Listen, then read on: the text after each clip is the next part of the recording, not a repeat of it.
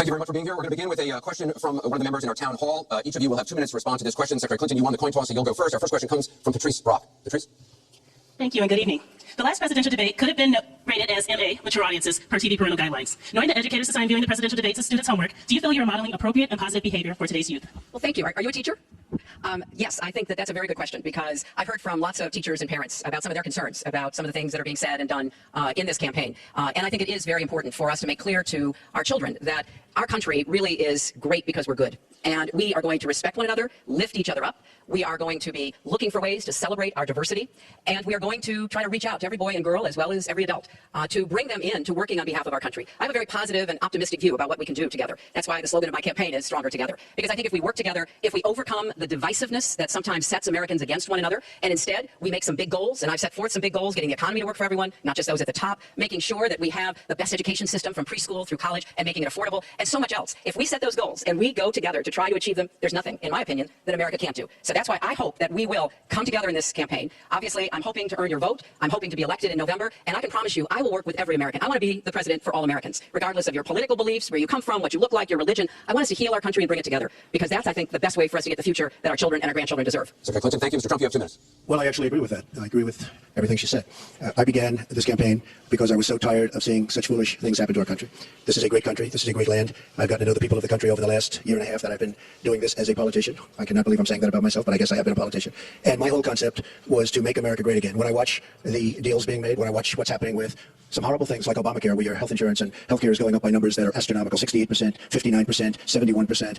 When I look at the Iran deal and how bad a deal it is for us, it's a one-sided transaction where we're giving back $150 billion to a terrorist state, really the #1 terrorist state. We made them a strong country from really a very weak country just 3 years ago.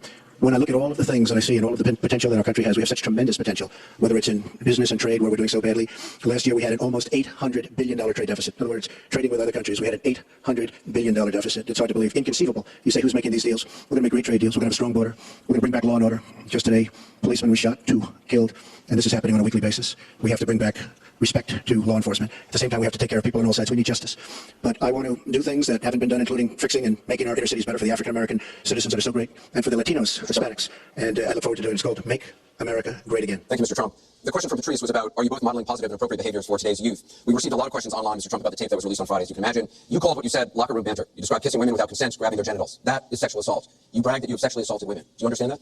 No, I didn't say that at all. I don't think you understood what was said. This was locker room talk. I'm not proud of it. I apologize to my family. I apologize to the American people. Certainly I'm not proud of it. But this is locker room talk. You know, when we have a world where you have ISIS chopping off heads, where you have, and frankly, drowning people in steel cages, where you have wars and horrible, horrible sights all over, where you have so many bad things happening. This is like medieval times. We haven't seen anything like this, the carnage all over the world. And they look and they see. Can you imagine the people that are frankly doing so well against us with ISIS? And they look at our country and they see what's going on. Yes, I'm very embarrassed by it. I hate it. But it's locker room talk. And it's one of those things. I will knock the hell out of ISIS. We're going to defeat ISIS. ISIS happened a number of years ago in a vacuum that was left because of bad judgment. And I will tell you, I will take care of ISIS. And we can get on to much more important things and much bigger things. Just for the record, though, are you saying that what you said on that bus 11 years ago, that you did not actually kiss women without consent or grope women without consent? I have great respect for women. Nobody has more respect for women than I do. So for the record, you're saying you never did that? Things that, frankly, you hear these things I said, and I was embarrassed by it, but I have tremendous respect for women. Have you ever done those women things? Have respect for me. And I will tell you, no, I have not. And I will tell you that I'm going to make our country safe. We're going to have borders in our country, which we don't have now. People are pouring into our country, and they're coming in from the Middle East and other places. We're going to make America safe again. We're going to make America great again, but we're going to make America safe again. And we're going to make America wealthy again, because if you don't do that, it sounds harsh to say, but we have to build up the wealth of our nation. Now, other nations are taking our jobs and they're taking our wealth. Thank you, Mr. And that's what I want to talk about. Secretary Clinton, do you want to respond? Well, like everyone else, I've spent a lot of time thinking over the last 48 hours about what we heard and saw. You know, with prior Republican nominees for president, I disagreed with them on politics, policies, principles, but I never questioned their fitness to serve. Donald Trump is different. I said starting back in June that he was not fit to be president and commander-in-chief. And many Republicans and independents have said the same thing.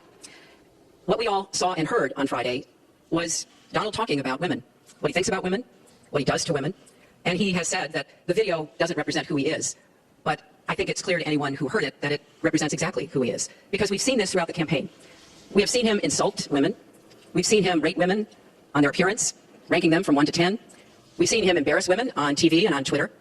We saw him after the first debate spend nearly a week denigrating a former Miss Universe in the harshest, most personal terms. So, yes, this is who Donald Trump is.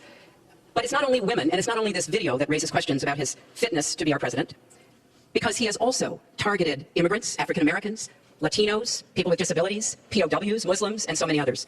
So this is who Donald Trump is. And the question for us, the question our country must answer, is that this is not who we are. That's why, to go back to your question, I want to send a message, we all should, to every boy and girl, and indeed to the entire world, that America already is great, but we are great because we are good. And we will respect one another, and we will work with one another, and we will celebrate our diversity. These are very important values to me because this is the America that I know and love. And I can pledge to you tonight that this is the America that I will serve if I'm so fortunate enough to become your president. And we want to get to some questions Well, from I'm allowed to online. respond to that? I assume I am. Yes, you can respond to that. It's just words, folks. It's just words. Those words I've been hearing for many years. I heard them when they were running for the Senate in New York, where Hillary was going to bring back jobs to upstate New York, and she failed. I've heard them where Hillary's constantly talking about the inner cities of our country, which are a disaster, education-wise, job-wise, safety-wise, in every way possible. I'm going to help the African Americans. I'm going to help the Latinos, Hispanics. I am going to help the inner cities. She's done a terrible job for the African Americans. She wants their vote, and she does nothing, and then she comes back 4 years later. We saw that firsthand when she was a United States Senator. She campaigned where the primary part of her campaign. I want to get to audience questions and online questions. So she's allowed to do that, but I'm not allowed to. You're going to get to Sounds respond fair. right now. Sounds fair. This tape is generating intense interest. In just 48 hours, it's become the single most talked about story of the entire 2016 election on Facebook, with millions and millions of people discussing it on the social network. As we said a moment ago, we do want to bring in questions from voters around the country via social media, and our first stays on this topic. Jeff from Ohio asks on Facebook, Trump says the campaign has changed him. When did that happen? So, Mr. Trump, let me add to that. When you walked off that bus at age 59, were you a different man, or did that behavior continue until just recently? And you have 2 minutes for As I this. told you, that was locker room talk. I'm not proud of it. I am a person who has great respect for people, for my family, for the people of this country, and certainly I'm not proud of it. But that was something that happened. If you look at Bill Clinton, far worse, minor words, and his was action. His was what he's done to women. There's never been anybody in the history of politics in this nation that's been so abusive to women. So you can say any way you want to say it, but Bill Clinton was abusive to women. Hillary Clinton attacked those same women and attacked them viciously. 4 of them are here tonight. One of the women, who is a wonderful woman, at 12 years old, was raped at 12. Her client, she represented, got him off, and she's seen laughing on 2 separate occasions, laughing at the girl who was raped. Kathy Shelton, that young woman, is here with us tonight. So don't tell me about words. I apologize for those words. But it is things that people say. But what President Clinton did, he was impeached. He lost his license to practice law. He had to pay an $850,000 fine to one of the women, Paula Jones, who's also here tonight. And I will tell you that when Hillary brings up a point like that, and she talks about words that I said 11 years ago, I think it's disgraceful, and I think she should be ashamed of herself, if you want to know the truth. Can I please hold the applause? Secretary Clinton, you have 2 minutes. Well, first, let me start by saying that so much of what he's just said is not right, but he gets to run his campaign any way he chooses. He gets to decide what he wants to talk about. Instead of answering people's questions, talking about our agenda, laying out the plans that we have that we think can make a better life and a better country, that's his choice. When I hear something like that, I am reminded of what my friend Michelle Obama advised us all. When they go low, you go high. And look, if this were just about one video, maybe what he's saying tonight would be understandable. But everyone can draw their own conclusions at this point about whether or not the man in the video or the man on the stage respects women. But he never apologizes for anything to anyone. He never apologized to Mr. and Mrs. Khan, the Gold Star family, whose son, Captain Khan, died in the line of duty in Iraq, and Donald insulted and attacked them for weeks over their religion. He never apologized to the distinguished federal judge who was born in Indiana. But Donald said he couldn't be trusted to be a judge because his parents were, quote, Mexican. He never apologized to the reporter that he mimicked and mocked on national television and our children were watching. And he never apologized for the racist lie that President Obama was not born in the United States of America. He owes the president an apology, he owes our country an apology, and he needs to take responsibility for his actions and his words. Well, you owe the president an apology because, as you know very well, your campaign, Sidney Blumenthal, he's another real winner that you have, and he's the one that got this started along with your campaign manager, and they were on television just 2 weeks ago. She was saying exactly that, so you really owe him an apology. You're the one that sent the pictures around your campaign, sent the pictures around with President Obama in a certain garb. That was long before I was ever involved, so you actually owe an apology. And number 2, Michelle Obama. I've gotten to see the commercials that they did on you, and I've gotten to see some of the most vicious commercials I've ever seen of Michelle Obama talking about you, Hillary. So you talk about friend, go back and take a look at those commercials. A race where you lost, fair and square, unlike the Bernie Sanders race where you won, but not fair and square, in my opinion. And all you have to do is take a look at WikiLeaks and just see what they said about Bernie Sanders and see what Deborah Wasserman Schultz had in mind. Because Bernie Sanders, between superdelegates and Deborah Wasserman Schultz, he never had a chance. And I was so surprised to see him sign on with the devil. But when you talk about apology, I think the one that you should really be apologizing for, and the thing that you should be apologizing for, are the 33,000 emails that you deleted and that you acid washed. And then the 2 boxes of emails and other things last week that were taken from an office and are now missing. And I'll tell you what, I didn't think I'd say this, but I'm going to say it. And I hate to say it. But if I win, I am going to instruct my Attorney General to get a special prosecutor to look into your situation, because there has never been so many lies, so much deception. There has never been anything like it. And we're going to have a special prosecutor. When I speak, I go out and speak. The people of this country are furious. In my opinion, the people that have been long-term workers at the FBI are furious. There has never been anything like this where emails, and you get a subpoena, and after getting the subpoena, you delete 33,000 emails. And then you acid wash them, or bleach them, as you would say, a very expensive process. So we're going to get a special prosecutor, and we're going to look into it, because you know what? People have been, their lives have been destroyed for doing 1/5 of what you've done. And it's a disgrace. And honestly, you ought to be ashamed of yourself. Secretary Clinton, I want to follow up on that. I'm going to let you talk about email. Because everything he just just said is absolutely false, but I'm not surprised. In the first debate, The audience needs to I calm told down people here. that it would be impossible to be fact-checking Donald all the time. I'd never get to talk about anything I want to do and how we're going to really make lives better for people. So once again, go to HillaryClinton.com. We have literally Trump. You can fact-check him in real time. Last time at the first debate, we had millions of people fact-checking, so I expect we'll have millions more fact-checking because, you know, it's just awfully good that someone with the temperament of Donald Trump is not in charge of the law in our country. Because you'll be in jail. Secretary Clinton. We want to remind the audience to please not talk out loud. Please do not applaud. You're just wasting time. And Secretary Clinton, I do want to follow up on emails. You've said your handling of your emails was a mistake. You disagreed with FBI Director James Comey, calling your handling of classified information, quote, extremely careless. The FBI said that there were 110 classified emails that were exchanged, 8 of which were top secret, and that it was possible hostile actors did gain access to those emails. You don't call that extremely careless? Well, Martha, first let me say, and I've said it before, but I'll repeat it because I want everyone to hear it. That was a mistake, and I take responsibility for using a personal email account. Obviously, if I were to do it over again, I would not. I'm not making any excuses. It was a mistake, and I am very sorry about that. But I think it's also important to point out where there are some misleading accusations from critics and others. After a year-long investigation, there is no evidence that anyone hacked the server I was using, and there is no evidence that anyone can point to at all. Anyone who says otherwise has no basis that any classified material ended up in the wrong hands. I take classified materials very seriously, and always have. When I was on the Senate Armed Services Committee, I was privy to a lot of classified material. Obviously, as Secretary of State, I had some of the most important secrets that we possess, such as going after bin Laden. So I am very committed to taking classified information seriously, and as I said, there is no evidence that any classified information ended up in the wrong hands. Okay, we're going to move on. And yet, she didn't know the letter C on a document. Right? She didn't even know what that letter meant. You know, it's amazing. I'm watching Hillary go over facts, and she's going after fact after fact, and she's lying again because she said what she did with emails was fine. You think it was fine to delete 33,000 emails? I don't think so. She said the 33,000 emails had to do with her daughter's wedding, number one, and a yoga class. Well, maybe we'll give 3 or 4 or 5 or something. 33,000 emails deleted, and now she's saying there wasn't anything wrong. And more importantly, that was after getting a subpoena. That wasn't before. That was after. She got it for the United States Congress. And I'll be honest, I am so disappointed in congressmen, including Republicans, for allowing this to happen. Our Justice Department, where her husband goes onto the back of an airplane for 39 minutes, talks to the Attorney General days before a ruling is going to be made on her case. But for you to say that there was nothing wrong with you deleting 39,000 emails, again, you should be ashamed of yourself. What you did, and this is after getting a subpoena from the United States Congress. You have to move on. Secretary Clinton, you respond. We want to give the audience a chance in jail, let alone after getting a subpoena from the United States Secretary Congress. Clinton, you respond. We have to move on to an audience question. Look, it's just not true, and so please Oh, you no didn't delete them? Allow her to respond, please. personal emails, not Oh, official. 33,000? Well, we turned over 35,000, so Oh, yeah. it What was. about the other 15,000? Please allow her to respond. She didn't talk, but you talked. Yes, that's true. I didn't. I did in the first debate, and I'm going to try not to in this debate because I'd like to get to the questions that the people have brought here tonight to talk to us about. And get off this question. Okay, Donald, I know you're into big diversion tonight, anything to avoid talking about your campaign and the way it's exploding and the way Republicans are leaving you. But let's Let's at see what least happens. focus Allow her to on some of the respond. Let's see what issues happens. that people care about tonight. Let's get to their questions. We have a question here from Ken Karpowitz. It's a question about healthcare. Ken? I'd like to know, Anderson, why aren't you bringing up the emails? I'd like to know. Why aren't you You brought up the emails. No, it hasn't. It hasn't. And it hasn't been finished at all. Ken Karpowitz has a question. Nice to 1 on 3. Thank you. Affordable Care Act, known as Obamacare, it is not affordable. Premiums have gone up, deductibles have gone up, co-pays have gone up, prescriptions have gone up, and the coverage has gone down. What will you do to bring the costs down and make coverage better? That first one goes to Secretary Clinton because you started out the last one to the audience. He wants to start. You can start. No, go ahead, Donald. No, I'm a gentleman. No, go ahead. Secretary Clinton? Well, I think Donald was about to say he's going to solve it by repealing it and getting rid of the Affordable Care Act. And I'm going to fix it because I agree with you. Premiums have gotten too high, co-pays, deductibles, prescription drug costs, and I've laid out a series of actions that we can take to try to get those costs down. But here's what I don't want people to forget when we're talking about reining in the costs, which has to be the highest priority of the next president. When the Affordable Care Act passed, it wasn't just that 20 million people got insurance who didn't have it before, but that in and of itself was a good thing. I meet these people all the time, and they tell me what a difference having that insurance meant to them and their families. But everybody else, the 170 million of us who get health insurance through our employers, got big benefits. Number one, insurance companies can't deny you coverage because of a pre-existing condition. Number two, no lifetime limits, which is a big deal if you have serious health problems. Number three, women can't be charged more than men for our health insurance, which is the way it used to be before the Affordable Care Act. Number four, if you're under 26 and your parents have a policy, you can be on that policy until the age of 26, something that didn't happen before. So I want very much to save what works and is good about the Affordable Care Act. But we've got to get costs down. We've got to provide some additional help to small businesses so that they can afford to provide health insurance. But if we repeal it, as Donald has proposed, and start over again, all of those benefits I just mentioned are lost to everybody, not just people who get their health insurance on the exchange. And then we would have to start all over again. Right now, we are at 90% health insurance coverage. That's the highest we've ever been in our country. So I want us to get to 100%, but get costs down and keep quality up. Mr. Trump, you have 2 minutes. It is such a great question, and it's maybe the question I get almost more than anything else outside of defense. Obamacare is a disaster. You know it. We all know it. It's going up at numbers that nobody's ever seen worldwide. Nobody's ever seen numbers like this for healthcare. It's only getting worse. In 17, it implodes by itself. Their method of fixing it is to go back and ask Congress for more money, more and more money. And we have right now almost $20 trillion in debt. Obamacare will never work. It's very bad health insurance. Far too expensive. And not only expensive for the person that has it, unbelievably expensive for our country. It's going to be one of the biggest line items very shortly.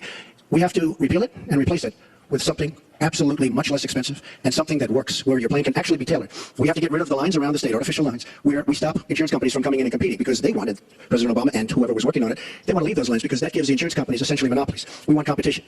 you will have the finest healthcare plan there is. She wants to go to a single-payer plan, which would be a disaster, somewhat similar to Canada. And if you ever notice, the Canadians, when they need a big operation, when something happens, they come into the United States in many cases because their system is so slow. It's catastrophic in certain ways. But she wants to go to single-payer, which means the government basically rules everything. Hillary Clinton has been after this for years. Obamacare was the first step. Obamacare is a total disaster. And not only are your rates going up by numbers that nobody's ever believed, but your deductibles are going up. So that unless you get hit by a truck, you're never going to be able to use it. It is a disastrous plan, and it has to be repealed and replaced. Secretary Clinton, let me follow up with you. Your husband called Obamacare, quote, the craziest thing in the world, saying that small business owners are getting killed, his premiums double, coverage is cut in half. Was he mistaken, or was his mistake simply telling the truth? No, I mean, he clarified what he meant, and it's very clear. Look, we are in a situation in our country where if we were to start all over again, we might come up with a different system. But we have an employer-based system. That's where the vast majority of people get their health care. And the Affordable Care Act was meant to try to fill the gap between people who were too poor and couldn't put together any resources to afford health care, namely people on Medicaid. Obviously Medicare, which is a single-payer system, which takes care of our elderly and does a great job doing it, by the way. And then all the people who were employed, but people who were working but didn't have the money to afford insurance and didn't have anybody, an employer or anybody else to help them. That was the slot that the Obamacare approach was to take. And like I say, 20 million people now have health insurance. So if we just rip it up and throw it away, what Donald's not telling you is we just turn it back to the insurance companies the way it used to be. And that means the insurance companies get to do pretty much whatever they want, including saying, look, I'm sorry, you've got diabetes, you had cancer, your child has asthma, you may not be able to have insurance because you can't afford it. So let's fix what's broken about it, but let's not throw it away and give it all back to the insurance companies. Let me follow up with you, Mr. That's not going to Mr. Trump, work. let me follow up on this. Just one thing. First of all, everything's broken about it, everything. Number two, Bernie Sanders said that Hillary Clinton has very bad judgment. This is a perfect example of it, trying to save Obamacare, which is... You said you want to end Obamacare. You said you want to end Obamacare. You also said you want to make coverage accessible for people with pre-existing conditions. How do you force insurance companies to do that if you're no longer mandating that every American get insurance? You're going to have plans. What does that mean? Well, I'll tell you what it means. You're going to have plans that are so good because we're going to have so much competition in the insurance industry. Once we break out the lines and allow the competition to come. Are you going to mandate that Americans have to have health insurance? President Obama, by keeping those lines, the boundary lines around each state, and it was almost gone until just very toward the end of the passage of Obamacare, which, by the way, was a fraud. You know that because Jonathan Gruber, the architect of Obamacare, said it was a great lie. It was a big lie. President Obama said you keep your doctor, you keep your plan. The whole thing was a fraud, and it doesn't work. But when we get rid of those lines, you have competition, and we will be able to keep pre-existing. We'll also be able to help people that don't have money, because we are going to have people protected. And Republicans feel this way, believe it or not, and strongly this way. We're going to block grant into the states. We're going to block grant into Medicaid into the states, so that we will be able to take care of people without the necessary funds to take care of themselves. Thank you, Mr. Trump. We now go to Gorba Hamid with a question for both candidates. Hi. There are 3.3 million Muslims in the United States, and I'm one of them. You've mentioned working with Muslim nations, but with Islamophobia on the rise, how will you help people like me deal with the consequences of being labeled as a threat to the country after the election is over? Mr. Trump, you're first. Well, you're right about Islamophobia, and that's a shame. But one thing we have to do is we have to make sure that, because there is a problem. I mean, whether we like it or not, and we can be very politically correct, but whether we like it or not, there is a problem. And we have to be sure that Muslims come in and report when they see something going on. When they see hatred going on, they have to report it. As an example, in San Bernardino. Many people saw the bombs all over the apartment of the two people that killed 14 and wounded many, many people. Horribly wounded. They'll never be the same. Muslims have to report the problems when they see them. And you know, there's always a reason for everything. If they don't do that, it's a very difficult situation for our country. Because you look at Orlando, and you look at San Bernardino, and you look at the World Trade Center, go outside, you look at Paris, look at that horrible, these are radical Islamic terrorists. And she won't even mention the word, and nor will President Obama. He won't use the term radical Islamic terrorism. Now, to solve a problem, you have to be able to state what the problem is, or at least say the name. She won't say the name, and President Obama won't say the name, but the name is there. It's radical Islamic terror. And before you solve it, you have to say the name. Secretary Clinton. Well, thank you for asking your question. And I've heard this question from a lot of Muslim Americans across our country. Because, unfortunately, there's been a lot of very divisive, dark things said about Muslims. And even someone like Captain Khan, the young man who sacrificed himself defending our country in the United States Army, has been subject to attack by Donald. I want to say just a couple of things. First, we've had Muslims in America since George Washington. And we've had many successful Muslims. We just lost a particularly well-known one with Muhammad Ali. My vision of America is an America where everyone has a place. If you're willing to work hard, you do your part, you contribute to the community. That's what America is. That's what we want America to be for our children and our grandchildren. It's also very short-sighted and even dangerous to be engaging in the kind of demagogic rhetoric that Donald has about Muslims. We need American Muslims to be part of our eyes and ears on our front lines. I've worked with a lot of different Muslim groups around America. I've met with a lot of them, and I've heard how important it is for them to feel that they are wanted and included and part of our country, part of our homeland security, and that's what I want to see. It's also important, I intend to defeat ISIS, to do so in a coalition with majority Muslim nations. Right now, a lot of those nations are hearing what Donald says and wondering, why should we cooperate with the Americans? And this is a gift to ISIS and the terrorists, violent jihadist terrorists. We are not at war with Islam. And it is a mistake, and it plays into the hands of the terrorists to act as though we are. So I want a country where citizens like you and your family are just as welcome as anyone else. Thank you, Secretary Clinton. Mr. Trump, in December, you said this. Donald J. Trump is calling for a total and complete shutdown of Muslims entering the United States until our country's representatives can figure out what the hell is going on. We have no choice. We have no choice. Your running mate said this week that the Muslim ban is no longer your position. Is that correct? And if it is, was it a mistake to have a religious test? First of all, Captain Khan is an American hero. And if I were president at that time, he would be alive today. Because unlike her, who voted for the war without knowing what she was doing, I would not have had our people in Iraq. Iraq was a disaster. So he would have been alive today. The Muslim ban is something that in some form has morphed into a extreme vetting from certain areas of the world. Hillary Clinton wants to allow And why did it morph into that? No, did you? No, answer the question. Why Do do you you still interrupt believe? her? You I do. interrupt me all the time. Why don't you Would you interrupt her? please explain whether or not the Muslim ban still stands? It's called extreme vetting. We are going to areas like Syria where they're coming in by the tens of thousands because of Barack Obama, and Hillary Clinton wants to allow a 550% increase over Obama. People are coming into our country like we have no idea who they are, where they're from, what their feelings about our country is, and she wants 550% more. This is going to be the great Trojan horse of all time. We have enough problems in this country. I believe in building safe zones. I believe in having other people pay for them. As an example, the Gulf states who are not carrying their weight, but they have nothing but money, and take care of people. But I don't want to have, with all the problems this country has and all of the problems that you see going on, hundreds of thousands of people coming in from Syria when we know nothing about them, we know nothing about their values, and we know nothing about their love for our country. And Secretary Clinton, let me ask you about that, because you have asked for an increase from 10 to 65,000 Syrian refugees. We know you want tougher vetting. That's not a perfect system. So why take the risk of having those refugees come into the country? Well, first of all, I will not let anyone into our country that I think poses a risk to us. But there are a lot of refugees, women and children. Think of that picture we all saw, that 4-year-old boy with the blood on his forehead because he'd been bombed by the Russian and Syrian air forces. There are children suffering in this catastrophic war, largely, I believe, because of Russian aggression. And we need to do our part. We by no means are carrying anywhere near the load that Europe and others are. But we will have vetting that is as tough as it needs to be from our professionals, our intelligence experts, and others. But it is important for us as a policy, not to say, as Donald has said, we're going to ban people based on a religion. How do you do that? We are a country founded on religious freedom and liberty. How do we do what he has advocated without causing great distress within our own country? Are we going to have religious tests when people fly into our country? And how do we expect to be able to implement those? So I thought that what he said was extremely unwise and even dangerous. And indeed, you can look at the propaganda on a lot of the terrorist sites. And what Donald Trump says about Muslims is used to recruit fighters, because they want to create a war between us. And the final thing I'll say, this is the 10th or 12th time that he's denied being for the war in Iraq. We have it on tape. The entire press corps has looked at it. It's been debunked, but it never stops him from saying whatever he wants to say. It's not been debunked. So please, It's not been debunked. go to HillaryClinton.com and you can see it. I was against the war in Iraq. It has not been debunked. And you voted for it, and you shouldn't have. Well, I just There's want been lots of fact checking on that. I'd like to move on to an online question. She just went about 25 seconds over her time. Could I just respond to this, please? Very quickly, please. Hillary Clinton, in terms of having people come into our country, we have many criminal illegal aliens. When we want to send them back to their country says we don't want them. In some cases, they're murderers, drug lords, drug problems, and they don't want them. And Hillary Clinton, when she was Secretary of State, said, that's okay, we can't force it into their country. Let me tell you, I'm going to force them right back into their country. They're murderers and some very bad people. And I will tell you very strongly, when Bernie Sanders said she had bad judgment, she has really bad judgment, because we are letting people into this country that are going to cause problems and crime like you've never seen. We're also letting drugs pour through our southern border at a record clip, and it shouldn't be allowed to happen. ICE just endorsed me. They've never endorsed a presidential candidate. The Border Patrol agents, 16,500, just recently endorsed me.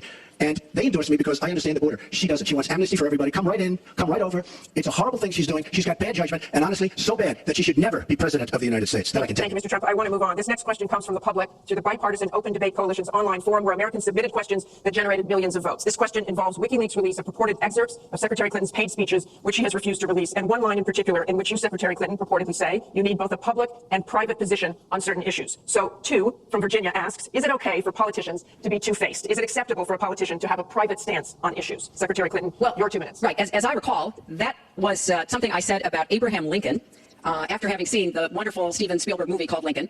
It was a masterclass watching President Lincoln get the Congress to approve the 13th Amendment. It was principled and it was strategic. And I was making the point that it is hard sometimes to get the Congress to do what you want to do, and you have to keep working at it. And yes, President Lincoln was trying to convince some people. He used some arguments. Convincing other people, he used other arguments. That was a great, I thought, a great display of presidential leadership. But, let's talk about what's really going on here, Martha, because our intelligence community just came out and said in the last few days that the Kremlin, meaning Putin and the Russian government, are directing the attacks, the hacking on American accounts to influence our election. And WikiLeaks is part of that, as are other sites where the Russians hack information. We don't even know if it's accurate information, and then they put it out. We have never in the history of our country been in a situation where an adversary, a foreign power, is working so hard to influence the outcome of the election. And believe me, they're not doing it to get me elected. They're doing it to try to influence the election for Donald Trump. Now, maybe because he has praised Putin, maybe because he says he agrees with a lot of what Putin wants to do, maybe because he wants to do business in Moscow. I don't know the reasons. But we deserve answers. And we should demand that Donald release all of his tax returns so that people can see what are the entanglements and the financial relationships that he has with Russians and other foreign powers. Well, I think I should respond because it's so ridiculous. Look, now she's blaming, she got caught in a total lie. Her papers went out to all her friends at the banks, Goldman Sachs and everybody else, and she said things, WikiLeaks, that just came out. And she lied. Now she's blaming the lie on the late, great Abraham Lincoln. That's one that I haven't. Okay, honest Abe never lied. That's the good thing. That's the big difference between Abraham Lincoln and you. That's a big, big difference. We're talking about some difference. But As far as other elements of what you were saying, I don't know, Putin. I think it would be great if we got along with Russia because we could fight ISIS together as an example, but I don't know, Putin. But I notice anytime anything wrong happens, they like to say the Russians, Russia doesn't know if it's the Russians doing the hacking. Maybe there is no hacking, but they always blame Russia. And the reason they blame Russia because they think they're trying to tarnish me with Russia. I know nothing about Russia. I know about Russia, but I know nothing about the inner workings of Russia. I don't deal there. I have no businesses. I have no loans from Russia. I have a very, very great balance sheet. So great that when I did the old post office on Pennsylvania Avenue, the United States government, because of my balance sheet, which they actually know very well, chose me to do the old post office between the White House and Congress, chose me to do the old post office. One of the primary things, in fact, perhaps the primary thing, was balance sheet. But I have no loans with Russia. You could go to the United States government and they would probably tell you that because they know my sheet very well in order to get that development I had to have. Now, the taxes are a very simple thing. As soon as I have, first of all, I pay hundreds of millions of dollars in taxes. Many of her friends took bigger deductions. Warren Buffett took a massive deduction. Soros, who's a friend of hers, took a massive deduction. Many of the people that are giving her all this money that she can do many more commercials than me, took massive deductions. I pay hundreds of millions of dollars in taxes. But as soon as my routine audit's finished, I'll release my returns. I'll be very proud to. Thank you, Mr. Trump. We're going to turn actually to the topic of taxes. We have a question from Spencer Moss. Spencer? Good evening. My question is, what specific tax provisions will you change to ensure the wealthiest Americans pay their fair share in taxes? Mr. Trump, you have 2 minutes. Well, one thing I do is get rid of carried interest. One of the greatest provisions for people like me, to be honest with you. I give up a lot when I run because I knock out the tax code. And she could have done this years ago, by the way. She was a United States senator. She complains that Donald Trump took advantage of the tax code. Well, why didn't she change it? Why didn't you change it when you were a senator? The reason you didn't is that all your friends take the same advantage that I do. And I do. You have provisions in the tax code that frankly we could change. But you wouldn't change it because all of these people give you the money so you can take negative ads on Donald Trump. And I say that about a lot of things. You know, I've heard Hillary complaining about so many different things over the years. I wish she had done this. But she's been there for 30 years. She's been doing this stuff. She never changed. And she never will change. She never will change. We're getting rid of carried interest provisions. I'm lowering taxes, actually, because I think it's so important for corporations. Because we have corporations leaving massive corporations and little ones. Little ones can't form. We're getting rid of regulations, which goes hand in hand with the lowering of the taxes. But we're bringing the tax rate down from 35% to 15%. We're cutting taxes for the middle class. And I will tell you, we are cutting a big league for the middle class. And I will tell you, Hillary Clinton is raising your taxes, folks. You can look at me. She's raising your taxes really high. And what that's going to do is a disaster for the country. But she is raising your taxes and I'm lowering your taxes. That in itself is a big difference. We are going to be thriving again. We have no growth in this country. There's no growth. If China has a GDP of 7%, it's like a national catastrophe. We're down to 1%. And that's like no growth. And we're going lower, in my opinion. And a lot of it has to do with the fact that our taxes are so high, just about the highest in the world. And I'm bringing them down to one of the lower in the world. And I think it's so important, one of the most important things we can do. But she is raising everybody's taxes massively. Secretary Clinton, you have 2 minutes. The question was, what specific tax provisions would change to ensure the wealthiest Americans pay their fair share of taxes? Well, everything you've heard just now from Donald is not true. I'm sorry I have to keep saying this, but he lives in an alternative reality. And it is sort of amusing to hear somebody who hasn't paid federal income taxes in maybe 20 years talking about what he's going to do. But I'll tell you what he's going to do. His plan will give the wealthy and corporations the biggest tax cuts they've ever had, more than the Bush tax cuts by at least a factor of 2. Donald always takes care of Donald and people like Donald, and this would be a massive gift. And indeed, the way that he talks about his tax cuts would end up raising taxes on middle-class families, millions of middle-class families. Now, here's what I want to do. I have said nobody who makes less than $250,000 a year, and that's the vast majority of Americans, as you know, will have their taxes raised because I think we've got to go where the money is. And the money is with people who've taken advantage of every single break in the tax code. And yes, when I was a senator, I did vote to close corporate loopholes. I voted to close, I think, one of the loopholes he took advantage of when he claimed $1 billion loss that enabled him to avoid paying taxes. I want to have a tax on people who are making $1 million. It's called the Buffett rule. Yes, Warren Buffett is the one who's gone out and said somebody like him should not be paying a lower tax rate than his secretary. I want to have a surcharge on incomes above $5 million. We have to make up for lost times because I want to invest in you. I want to invest in hardworking families. And I think it's been unfortunate, but it's happened, that since the Great Recession, the gains have all gone to the top. And we need to reverse that. People like Donald who pay 0 in taxes, 0 for our vets, 0 for our military, 0 for health and education. That is wrong. And we're going to make sure that nobody, no corporation and no individual can get away without paying his fair share to support our country. Mr. Trump, I want to give you a chance to respond. I just want to tell our viewers what she's referring to. The last month, taxes were the #1 issue on Facebook for the first time in the campaign. The New York Times published 3 pages of your 1995 tax returns. They show you claimed a $960 million loss, which means you could have avoided paying personal federal income taxes for years. You said you pay state taxes, employee taxes, real estate taxes, property taxes. You have not answered, though, a simple question. Did you use that $960 million loss to avoid paying personal federal income taxes? Of course I do. Of course I do. And so do all of her donors, or most of her donors. I know many of her donors. Her donors took massive tax write-offs. So a lot of my write-off was depreciation and other things that Hillary as a senator allowed. And she'll always allow it because the people that give her all this money, they want it. That's why. See, I understand the tax code better than anybody that's ever run for president. Hillary Clinton, and it's extremely complex. Hillary Clinton has friends that want all of these provisions, including they want the carried interest provision, which is very important to Wall Street people, but they really want the carried interest provision, which I believe Hillary's leaving. It's very interesting why she's leaving carried interest. But I will tell you that, #1, I pay tremendous numbers of taxes. I absolutely use it. And so did Warren Buffett, and so did George Soros, and so did many of the other people that Hillary is getting money from. Now, I won't mention their names because they're rich, but they're not famous, so we won't make them famous. Can you say how many years you have avoided paying personal federal income taxes? No, but I pay tax and I pay federal tax too. But I have a write-off. A lot of it's depreciation, which is a wonderful charge. I love depreciation. You know, she's given it to us. Hey, if she had a problem, for 30 years she's been doing this, Anderson, I say it all the time. She talks about healthcare. Why didn't she do something about it? She talks about taxes. Why didn't she do something about it? She doesn't do anything about anything other than talk. With her, it's all talk and no action. And again, Bernie Sanders, it's really bad judgment. She has made bad judgment not only on taxes, she's made bad judgments on Libya, on Syria, on Iraq. I mean, her and Obama, whether you like it or not, the way they got out of Iraq, the vacuum they've left, that's why ISIS formed in the first place. They started from that little area, and now they're in 32 different nations, Hillary. Congratulations. Great job. Why don't you be able to respond, Secretary Clinton? Well, here we go again. I've been in favor of getting rid of carried interest for years, starting when I was a senator from New York. But that's not the point here. Why didn't you do it? Why didn't you do it? Because I was a senator with a Republican president. Oh, really? I will be the you could president. have done it. If you were an effective senator, you could have done it. If you were an effective senator, you could have done it. But you were not an effective Allowed to respond. She didn't interrupt you. You know, under our Constitution, presidents have something called veto power. Look, he has now said repeatedly 30 years this and 30 years that. So let me talk about my 30 years in public service. I'm very glad to do so.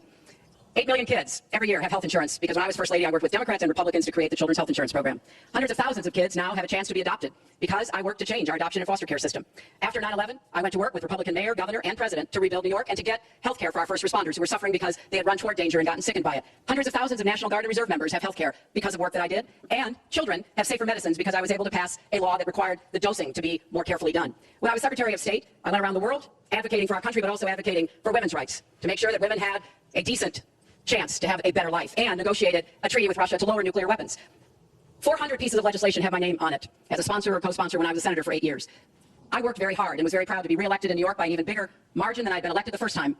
And as president, I will take that work, that bipartisan work, that finding common ground, because you have to be able to get along with people to get things done in Washington. Thank you, Secretary. And I've proven that I can, and for 30 years, I've produced results for Thank you, people. Secretary. We're going to move on to Syria. Both of you have mentioned that. She said a lot of things. I You- mean, I think we should. We can, no, Mr. Trump, we're going to go on. This is about the audience. Mr. Trump, we're going to move on.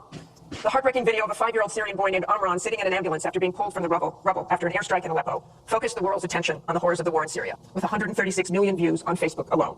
But there are much worse images coming out of Aleppo every day now, where in the past few weeks alone, 400 people have been killed, at least 100 of them children. Just days ago, the State Department called for a war crimes investigation of the Syrian regime of Bashar al-Assad and its ally, Russia, for their bombardment of Aleppo. So this next question comes from social media through Facebook. Diane from Pennsylvania asks, if you were president, what would you do about Syria and the humanitarian crisis in Aleppo? Isn't it a lot like the Holocaust, where the U.S. waited too long before we helped? Secretary Clinton, we will begin with your 2 minutes. Well, the situation in Syria is catastrophic, and every day that goes by, we see the results of the regime by Assad in partnership with the Iranians on the ground, the Russians in the air, bombarding places, in particular Aleppo, where there are hundreds of thousands of people, probably about 250,000 still left. And there is a determined effort by the Russian Air Force to destroy Aleppo in order to eliminate the last of the Syrian rebels who were really holding out against the Assad regime. Russia hasn't paid any attention to ISIS. They're interested in keeping Assad in power. So when I was Secretary of State, advocated, and I advocate today, a no-fly zone and safe zones. We need some leverage with the Russians because they're not going to come to the negotiating table for a diplomatic resolution unless there is some leverage over them. And we have to work more closely with our partners and allies on the ground. But I want to emphasize that what is at stake here is the ambitions and the aggressiveness of Russia. Russia has decided that it's all in Syria, and they've also decided who they want to see become president of the United States, too, and it's not me. I've stood up to Russia, I've taken on Putin and others, and I would do that as president. I think wherever we can cooperate with Russia, that's fine, and I did as Secretary of State. That's how we got a treaty reducing nuclear weapons. It's how we got the sanctions on Iran that put a lid on the Iranian nuclear program without firing a single shot. So I would go to the negotiating table with more leverage than we have now. But I do support the effort to investigate for crimes, war crimes committed by the Syrians and the Russians, and try to hold them accountable. Thank you, Secretary. First of all, she was there as Secretary of State with the so-called line in the sand, which... No, I wasn't. I was gone. I hate to interrupt you, But you were in at some contact, point- excuse me, at some point we need you were to in total fact check contact here. with the White House, and perhaps, sadly, Obama probably still listens. I don't think he'd be listening very much anymore. Obama draws the line in the sand. It was laughed at all over the world what happened. Now, with that being said, she talks tough against Russia, but our nuclear program has fallen way behind, and they've gone wild with their nuclear program. Not good. Our government shouldn't have allowed that to happen. Russia is new in terms of nuclear. We are old, we're tired, we're exhausted in terms of nuclear. A very bad thing. Now, she talks tough. She talks really tough against Putin and against Assad. She talks in favor of the rebels. She doesn't even know who the rebels are. You know, every time we take rebels, whether it's in Iraq or anywhere else, we're arming people. And you know what happens? They end up being worse than the people. Look at what she did in Libya with Gaddafi. Gaddafi's out. It's a mess. And by the way, ISIS has a good chunk of their oil. I'm sure you probably have heard that. It was a disaster. Because the fact is, almost everything she's done in foreign policy has been a mistake, and it's been a disaster. But if you look at Russia, just take a look at Russia, and look at what they did this week, where I agree she wasn't there, but possibly she's consulted. We signed a peace treaty. Everyone's all excited. Well, what Russia did, and with Assad, and by the way, with Iran, who you made very powerful, with the dumbest deal perhaps I've ever seen in the history of deal making, the Iran deal with $150 billion, with the $1.7 billion in cash, which is enough cash to fill up this room. But look at that deal. Iran now and Russia are now against us. So she wants to fight. She wants to fight for rebels. There's only one problem. You don't even know who the rebels are. Mr. Trump, so Mr. what's the Trump, purpose? your 2 And minutes one thing I have to is up. say, Your 2 I minutes don't is like up. Assad at all, but Assad is killing ISIS. Russia is killing ISIS. And Iran is killing ISIS. And those three have now lined up because of our weak foreign policy. Mr. Trump, let me repeat the question. If you were president, what would you do about Syria and the humanitarian crisis in Aleppo? And I want to remind you what your running mate said. He said provocations by Russia need to be met with American strength, and that if Russia continues to be involved in airstrikes along with the Syrian government forces of Assad, the United States of America should be prepared to use military force to strike the military targets of the Assad regime. Okay. He and I haven't spoken, and I disagree. I disagree. You disagree I with think we your have to running knock out ISIS. Right now, Syria is fighting ISIS. We have people that want to fight both at the same time. But Syria is no longer Syria. Syria is Russia, and it's Iran, who she made strong, and Kerry and Obama made into a very powerful nation and a very rich nation very, very quickly. Very, very quickly. I believe we have to get ISIS. We have to worry about ISIS before we can get too much more involved. She had a chance to do something with Syria. They had a chance, and that was the line. What do you think will happen if Aleppo falls? I think Aleppo is a disaster humanitarian. What do you think will happen if it falls? I think that it basically has fallen. Okay, it basically has fallen. Let me tell you something. You take a look at Mosul. The biggest problem I have with the stupidity of our foreign policy. We have Mosul. They think a lot of the ISIS leaders are in Mosul. So we have announcements coming out of Washington and coming out of Iraq. We will be attacking Mosul in 3 weeks or 4 weeks. Well, all of these bad leaders from ISIS are leaving Mosul. Why can't they do it quietly? Why can't they do the attack, make it a sneak attack, and after the attack is made, inform the American public that we've knocked out the leaders, we've had a tremendous success. People leave. Why do they have to say we're going to be attacking Mosul within the next 4 to 6 weeks, which is what they're saying? How stupid is our country? There are sometimes reasons the military does that. Psychological warfare. I can't think of any. It might be to help get civilians out. And we have, look, I have 200 generals and admirals who endorse me. I have 21 Congressional Medal of Honor recipients who endorse me. We talk about it all the time. They understand. Why can't they do something secretively where they go in and they knock out the leadership? Why would these people stay there? I've been reading now Tell me what your strategy is. for weeks about Mosul, that it's the harbor of where, between Raqqa and Mosul, this is where they think the ISIS leaders are. Why would they be staying? They're not staying there anymore. They're gone. Because everybody's talking about how Iraq, which is us with our leadership, goes in to fight Mosul. Now, with these 200 admirals and generals, they can't believe it. All I say is this: General George Patton, General Douglas MacArthur are spinning in their grave at the stupidity of what we're doing in the Middle East. I'm going to go to Secretary Clinton. Secretary Clinton, you want Assad to go. You advocated arming rebels, but it looks like that may be too late for Aleppo. You talk about diplomatic efforts. Those have failed. Ceasefires have failed. Would you introduce the threat of U.S. military force beyond a no-fly zone against the Assad regime to back up diplomacy? I would not use American ground forces in Syria. I think that would be a very serious mistake. I don't think American troops should be holding territory, which is what they would have to do as an occupying force. I don't think that is a smart strategy. I do think the use of special forces, which we're using, the use of enablers and trainers in Iraq, which has had some positive effects, are very much in our interests. And so I do support what is happening. But what would you do differently than President Obama is doing? Martha, I hope that by the time I am president, that we will have pushed ISIS out of Iraq. I do think that there is a good chance that we can take Mosul. And Donald says he knows more about ISIS than the generals. No, he doesn't. There are a lot of very important planning going on, and some of it is to signal to the Sunnis in the area, as well as Kurdish Peshmerga fighters, that we all need to be in this, and that takes a lot of planning and preparation. I would go after Baghdadi. I would specifically target Baghdadi, because I think our targeting of al-Qaeda leaders, and I was involved in a lot of those operations, highly classified ones, made a difference. So I think that could help. I would also consider arming the Kurds. The Kurds have been our best partners in Syria as well as Iraq, and I know there's a lot of concern about that in some circles, but I think they should have the equipment they need, so the Kurdish and Arab fighters on the ground are the principal way that we take Raqqa after pushing ISIS out of Iraq. Thank you very much. We're going to move on. She went over a minute over, and you don't stop her. When I go 1 second over, it's You like had many answers. It's really very We got a interesting. question over here from James Carter. Mr. Carter?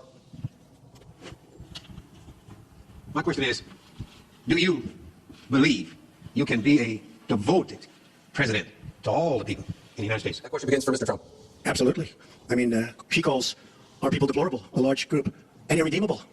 I will be a president for all of our people, and I'll be a president that will turn our inner cities around and will give strength to people and will give economics to people and will bring jobs back, because NAFTA, signed by her husband, is perhaps the greatest disaster trade deal in the history of the world, not in this country. It stripped us of manufacturing jobs.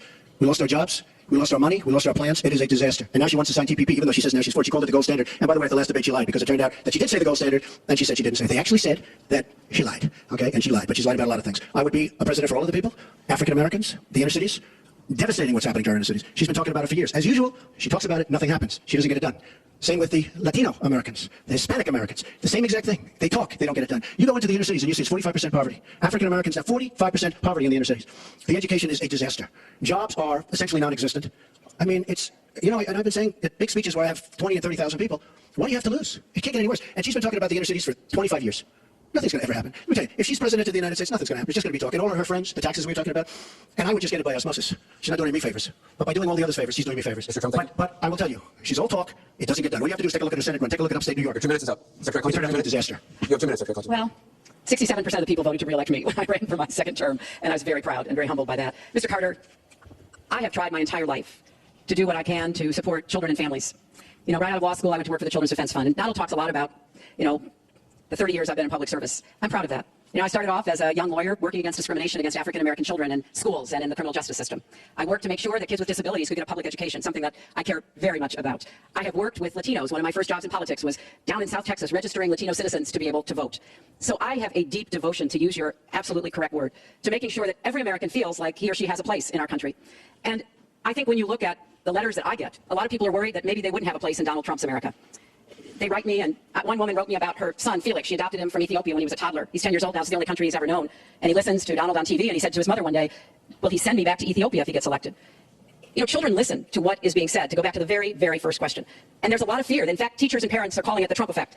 Bullying is up. A lot of people are feeling, uneasy. A lot of kids are expressing their concerns. So first and foremost, I will do everything I can to reach out to everybody. Democrats, Republicans, Independents, people across our country. If you don't vote for me, I still want to be your president. I want to be the best president I can be for every American. Secretary Clinton, your 2 minutes is up. I want to follow up on something that Donald Trump actually said to you, a comment you made last month. You said that half of Donald Trump's supporters are, quote, deplorables, racist, sexist, homophobic, xenophobic, Islamophobic. You later said you regretted saying half. You didn't express regret for using the term deplorables. So Mr. Carter's question, how can you unite a country if you've written off tens of millions of Americans? Well, within hours, I said that I was sorry about the way I talked about that, because my argument is not with his supporters. It's with him and with the hateful and divisive campaign that he has run, and the inciting of violence at his rallies, and the very brutal kinds of comments about not just women, but all Americans, all kinds of Americans. And what he has said about African Americans and Latinos, about Muslims, about POWs, about immigrants, about people with disabilities, he's never apologized for. And so I do think that a lot of the tone and tenor that he has said, I'm proud of the campaign that Bernie Sanders and I ran. We ran a campaign based on issues, not insults, and he is supporting me 100% because we talked about what we wanted to do. We might have had some differences, and we had a lot of debates, but we believed that we could make the country better, and I was proud of that. We have a divided nation.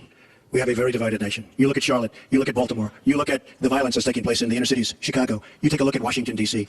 We have an increase in murder within our cities, the biggest in 45 years. We have a divided nation because people like her, and believe me, she has tremendous hate in her heart. And when she said deplorables, she meant it. And when she said irredeemable, they're irredeemable. You didn't mention that. But when she said they're irredeemable, to me that might have been even worse. She's got tremendous hatred. And this country cannot take another 4 years of Barack Obama. And that's what you're getting with her. Mr. Trump, let me follow up with you. In 2008, you wrote in one of your books that the most important characteristic of a good leader is discipline. You said if a leader doesn't have it, quote, he or she won't be one for very long. In the days after the first debate, you sent out a series of tweets from 3 a.m. to 5 a.m., including one that told people to check out a sex tape. Is that the discipline of good leadership? No, it wasn't check out a sex tape. It was just take a look at the person that she built up to be this wonderful Girl Scout, who was no Girl Scout. By the way, just so you understand, when she said 3 o'clock in the morning, take a look at Benghazi. She said, who's going to answer the call at 3 o'clock in the morning? Guess what? She didn't answer because when Ambassador Stevens, 600 times, well, she said she was awake at 3 o'clock in the morning. And she also sent a tweet out at 3 o'clock in the morning, but I won't even mention that. But she said, she'll be awake. Who's got the famous thing? We're going to answer our call at 3 o'clock in the morning. Guess what happened? Ambassador Stevens sent 600 requests for help.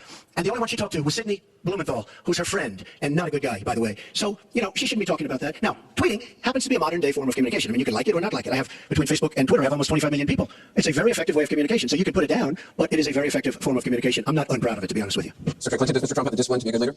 No. I'm shocked to hear that. Well, it's not only my opinion, it's the opinion of many others, national security experts, Republicans, former Republican members of Congress. But it's in part because those of us who have had the great privilege of seeing this job up close and know how difficult it is, and it's not just because I watched my husband take a $300 billion deficit and turn it into a $200 billion surplus, and 23 million new jobs were created, and incomes went up for everybody. Everybody. African-American incomes went up 33%. And it's not just because I worked with George W. Bush after 9/11. And I was very proud that when I told him what the city needed, what we needed to recover, he said, you've got it, and he never wavered. He stuck with me. And I have worked, and I admire President Obama. He inherited the worst financial crisis since the Great Depression.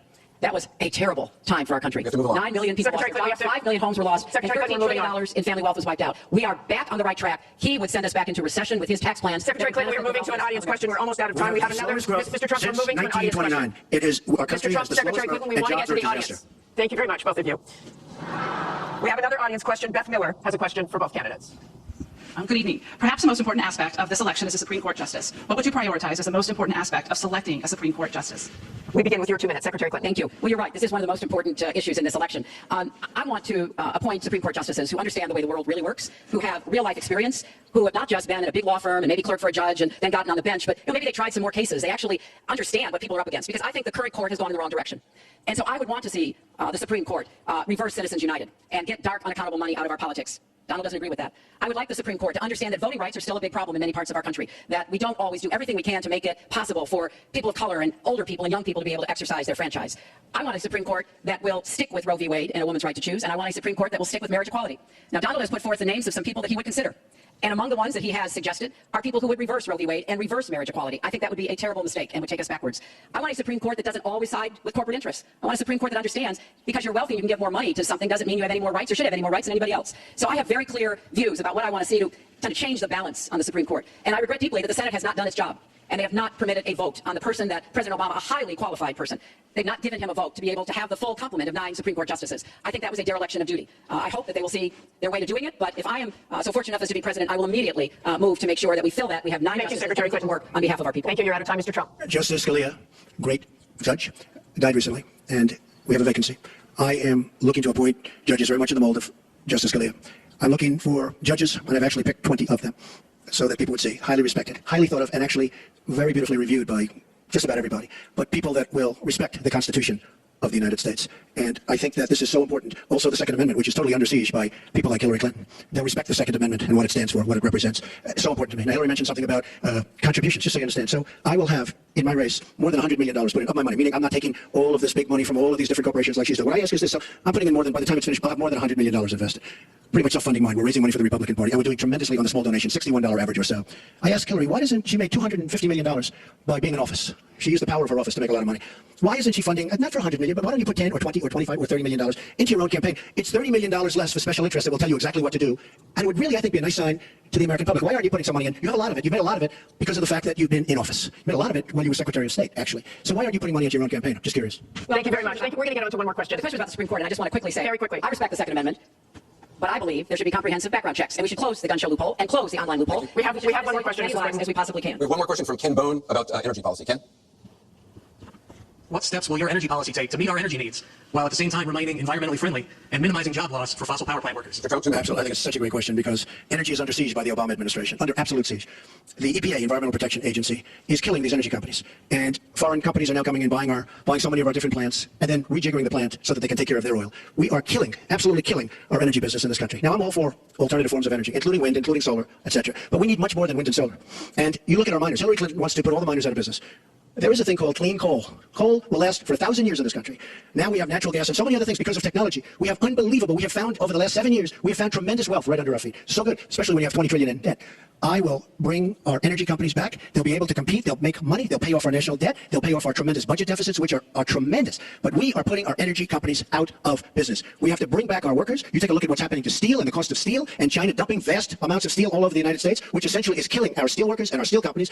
We have to guard our energy companies. We have to make it possible. The EPA is so restrictive that they are putting our energy companies out of business. And all you have to do is go to a great place like West Virginia or places like Ohio, which is phenomenal, or places like Pennsylvania, and you see what they're doing to the people, miners and others in the energy business. It's a disgrace. Your time's up. Thank you. It's an absolute disgrace. Secretary Clinton, 2 minutes. Well, that was very interesting.